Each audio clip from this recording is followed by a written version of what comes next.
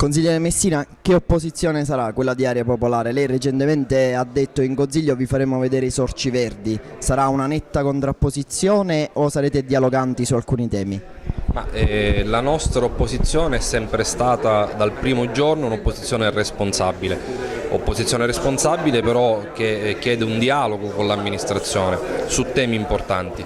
Se questa amministrazione chiude il dialogo su temi che noi riteniamo importanti, è chiaro che anche da parte nostra ci sarà una chiusura, ma non è, credo, l'intento né nostro né dell'amministrazione Bianco. Il dialogo è alla base anche soprattutto di una progettualità e di una città migliore. Se questo vuole l'amministrazione Bianco, dialogare con noi su temi importanti, allora noi siamo disposti anche a supportare la maggioranza, ma su alcuni temi purtroppo non possiamo fare sconti. Quali saranno i vostri cavalli di battaglia in Consiglio e su quali temi insisterete maggiormente?